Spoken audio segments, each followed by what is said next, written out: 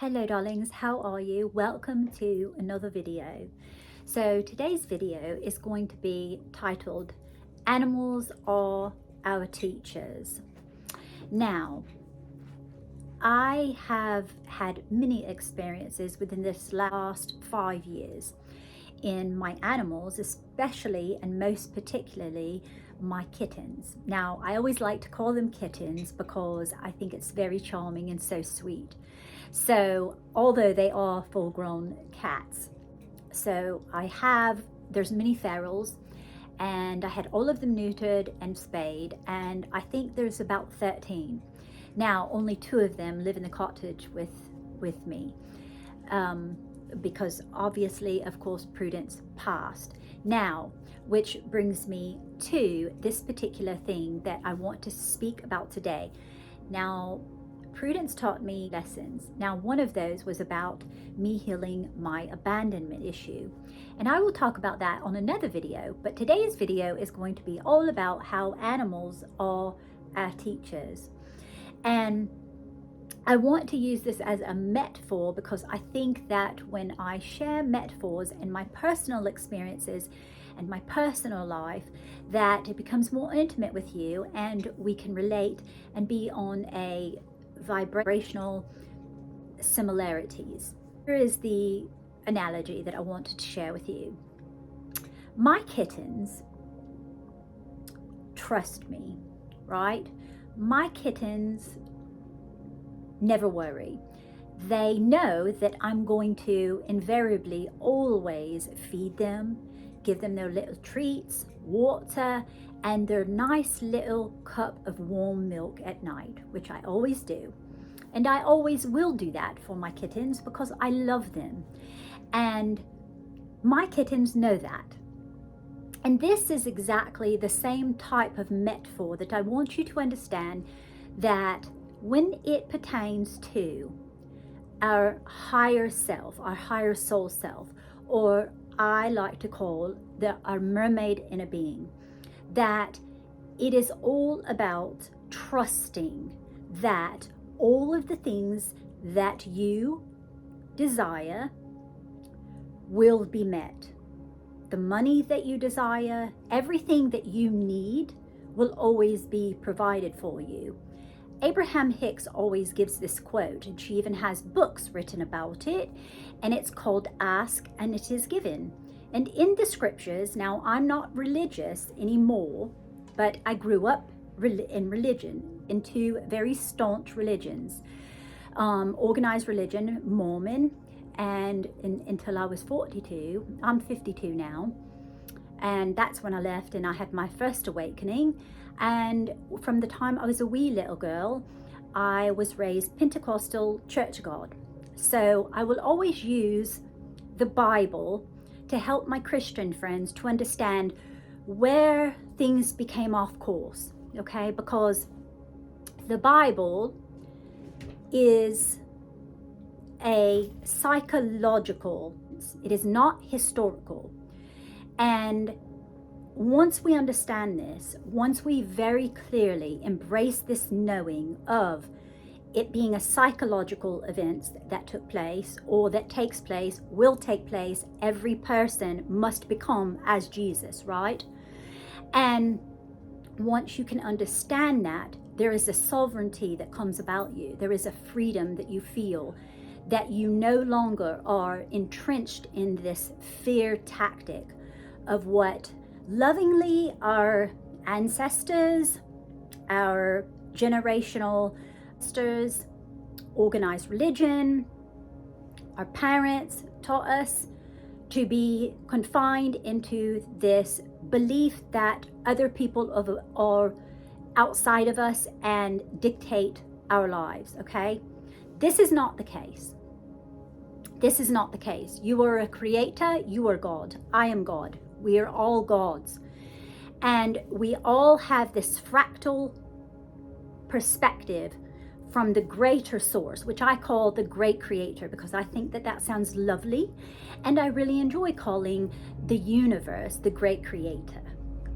It sounds warm and inviting, and I really want to exhibit that when I'm teaching, because I want it to feel good, and I want it to be warm and embracing. And I think that when you use particular words, it has an effect on your psychological way of how you view life. So, and probably because too, darlings, I'm a writer, so of course I'm going to want to veer off in that direction of being a writer. And so I really, really love words and phrases, and you know me. Oh, all the things that are beneficial in making things wonderful and enjoyable and fun to learn, because I want you to be excited about learning, you know? Now, there is a quote that I created many years ago, several years ago, and it's about trust, right? Because we're talking about trust, and we're talking about the example of animals trusting. Now, the quote is, "The amount of trust that one has in their self is of equal facility to the amount of trust that we have with our mermaid inner being, or the great creator, the universe, our higher self." Okay? Now, if we do not have trust in ourselves, which is very important, because we always want to go back to trusting self, because we are God. When we trust ourselves, we can therefore then externally trust everything outside of us, because isn't that what it's all about? When we do not trust ourselves, we look for external forces to put and place our trust in, which is what we did when we were children, okay? We put our trust in our parents, we put it in a church, put it in religion and a God outside of ourselves. We always went externally to try to fulfill an internal need, which it will never ultimately work long term. And we know this because we've raised our frequency, and we're high vibrational people, okay? Now, so what happens, especially when we are raised in religion, this is where the rub comes in, because we have not been taught to trust ourselves. We've been taught to trust, as we little girls, we've been taught to trust our mommy and daddy, their mommy and daddy, our grandparents, trust that member of that church, trust that celebrity, trust that person, everyone outside of us. And so what's happening is we don't trust ourselves.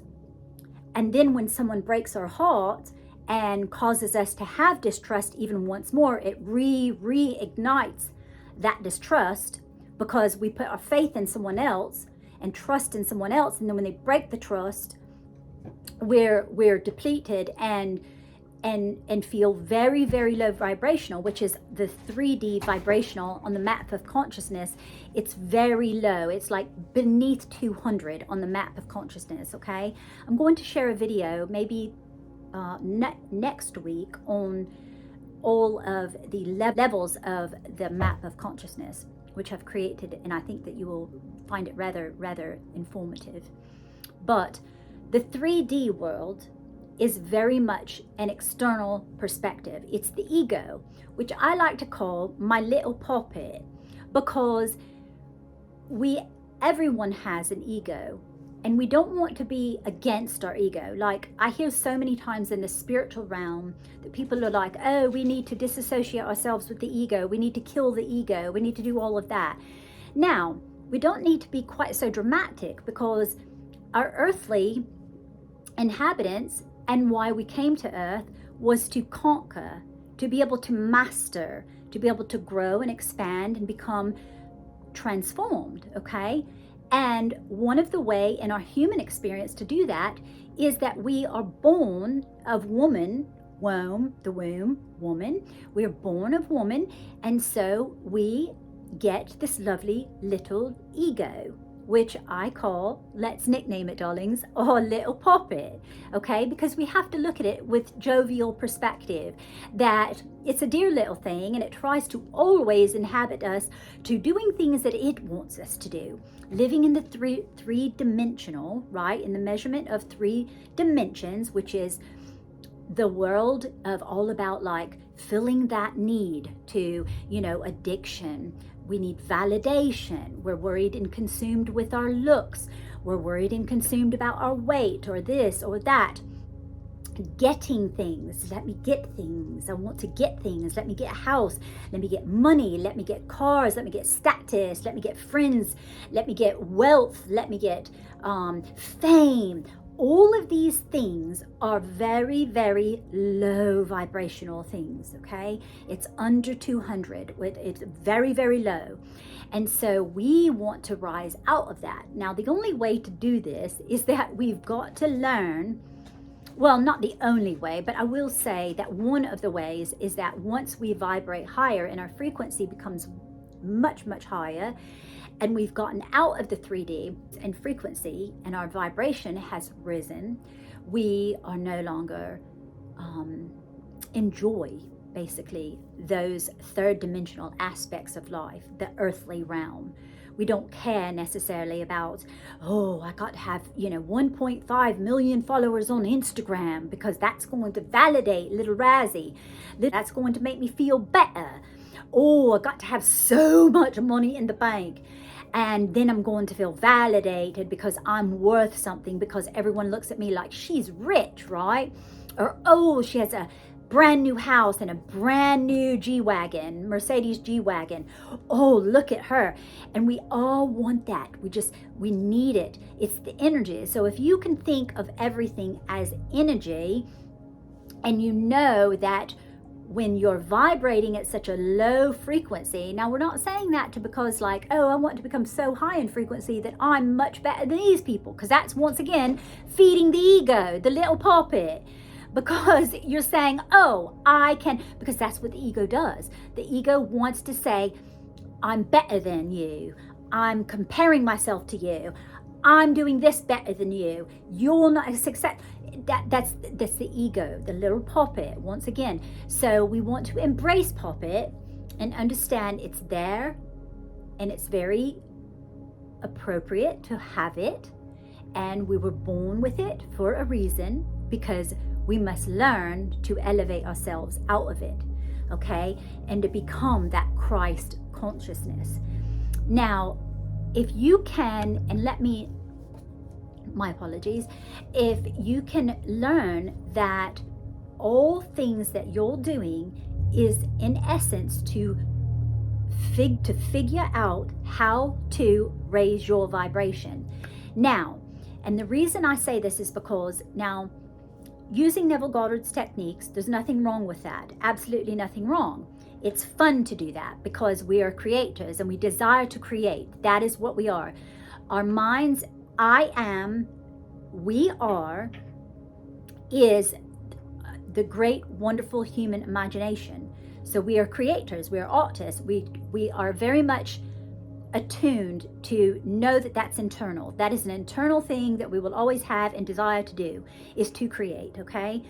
And so what we must come to understand is, yes, it's fun to manifest, but when we trust in things and these little notions that are going to make us feel good, we have to understand that even when you manifest, and as lovely as manifesting is and how fun it is, that when we are doing this and we are forcing, because we're operating in a 3D consciousness, okay? When we are manifesting and we're wanting to get things, we're wanting to manifest that $10,000 a month. We're wanting to manifest that $100,000 a month. We're wanting to manifest that this course or my YouTube channel blows up and I go viral.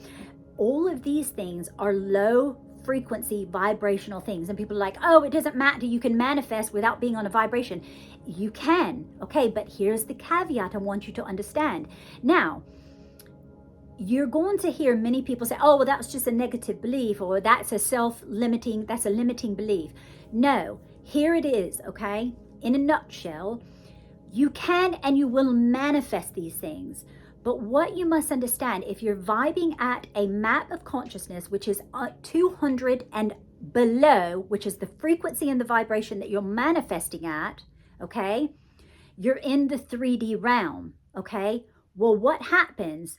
Because the world abhors a vacuum, okay? So what's going to happen is you're going to manifest that.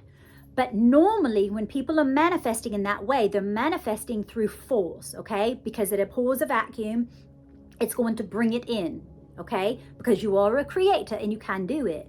But what happens every single time is that you will not be able to sustain it. You'll become deflated. You'll become upset and sad because you're not going to understand, why is it reversing backwards? Why is it going back?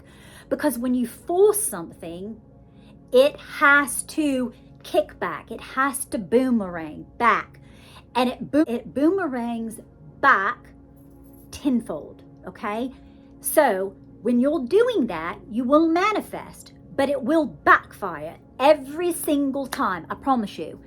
Unless, here's the caveat, you go in, and like I've been telling you for over 4 years, you go in and you reprogram your mind and your subconscious mind through sleeping with new beliefs.